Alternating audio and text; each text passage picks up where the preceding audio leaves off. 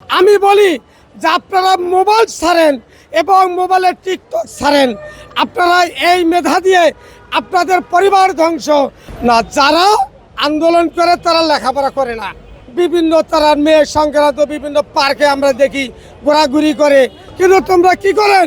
তোমরা মেয়ে নিয়ে বিভিন্ন ধরনের ঘোরাঘুরি করে ফিল্ডিং মারে পারেন, মোবাইলে টিকটক করেন। আমরা দেখি যে আমি একজন রিক্সা চালক হিসাবে আমি যা মনে করি এবং আমরা যে গাড়ি চালাই, আমরা দেখি রাস্তাঘাটে যে পরিবেশটা, যে ছাত্ররা পরীক্ষার প্রশ্ন হার্ড হয়েছে, এই জন্য তারা পরীক্ষা না দিয়ে তারা আজকে রাস্তাঘাটে আন্দোলন শুরু করেছে যে শিক্ষামন্ত্রীর পদত্যাগ চাচ্ছে। আমি মনে করি যে ছাত্রের মেধা আছে সে কখনো আন্দোলনে আসবে না।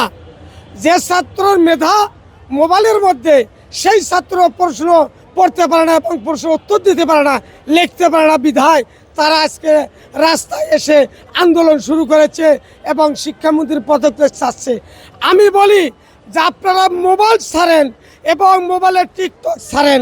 আপনারা এই মেধা দিয়ে আপনাদের পরিবার ধ্বংস, আবার আপনাদের বাবা মা কলঙ্ক, এবং এই জন্য আপনারা এই ঠিকভাবে প্রশ্ন উত্তর দিতে পারছেন না এবং লেখাপড়া করতে পারতেছেন না, বিধায় আন্দোলন নিয়ে আসছেন।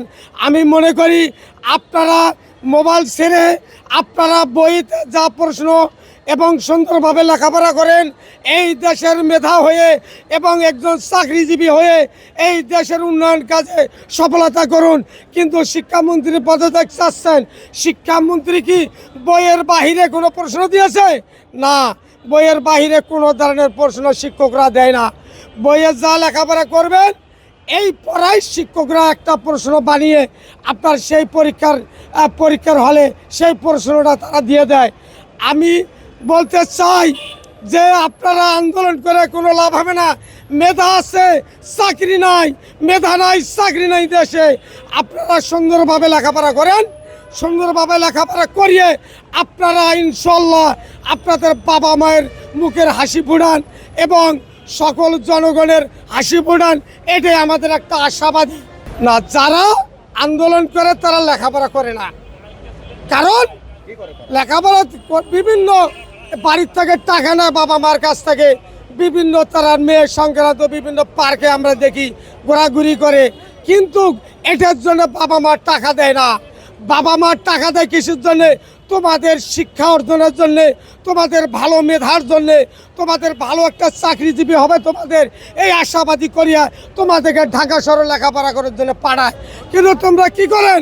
তোমরা মেয়ে নিয়ে বিভিন্ন ধরনের ঘোরাঘুরি করে ফিল্ডিং মারে পারেন, মোবাইলে টিকটক করেন। আমরা দেখি, আমরা চালক, আমরা রিক্সা চালক, ভ্যান চালক, আমরা সবাই চোখে দেখি, কিন্তু আমরা বুকের বুক খুলিয়ে কথা বলতে পারি না।